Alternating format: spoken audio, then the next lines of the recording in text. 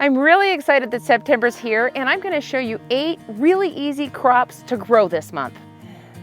The first thing you're going to want to do is remove any old crops, and then you want to amend the soil.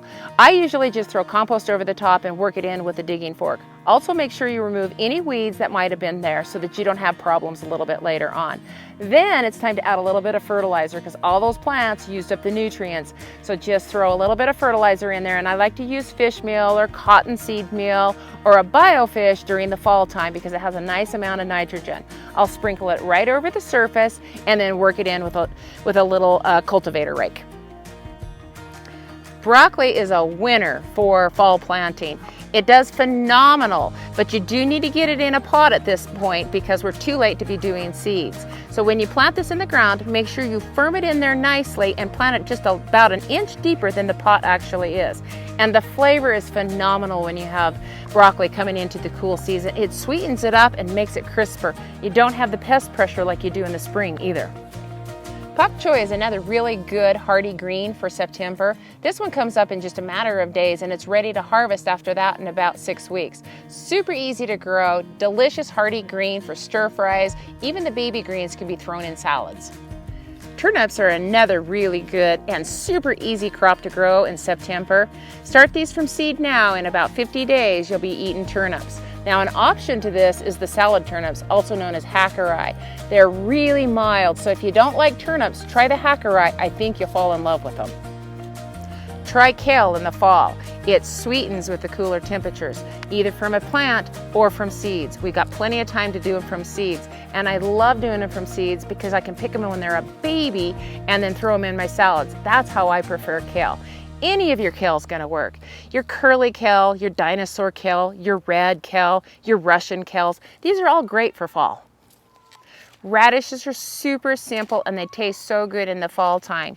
I like the cherry bell because they pop up really quick and in like 3 weeks we're eating them. But I also love this China rose radish. It's nice and big and it lasts through the winter time and it's just so sweet. And you can save some money by buying it as a sprout. It says China rose radish sprout, but it can be used as just a regular radish. So good. Spinach is another one that's really easy for fall. It comes up really fast, quick to harvest. You can start finding it in transplants sometimes in the fall time, but it does so much better and it's so much more economical by doing it from seed. There's another one called giant winter spinach, and that one's absolutely wonderful for growing through the winter time. Super hardy. In some places you'll probably have to cover it, but it gets big leaves and it's so good tasting. Bunching onions, or scallions, or green onions, basically they're the same thing. These are wonderful for fall. They never get hot when we plant them in the fall time because the temperatures are getting cool. So these usually come in a group like this. It's a little late for seeds on these guys too, and then you just pull these apart. I make a trench about 1.5 inches deep, and then I just lay these in that trench about 1 inch apart. Super easy for fall. Try growing lettuce in September. It's super easy to grow. When you get them in little pots like this, you'll be harvesting this in a matter of just a couple of weeks. And these grow even into the winter time. The soil's amended, we've added some nitrogen, and that's what they love. Try lettuce, you won't regret it. Okay, all these crops are in. These are super easy crops, and if you'll notice, they're in a really small space. So if you have a small garden, it works to get all these crops in there. On the one end, its north side is my broccoli. That's the tallest. Then I have the turnips. So they're going to be gone in 50 days. And so they aren't going to compete too much with these other crops that are going to be coming.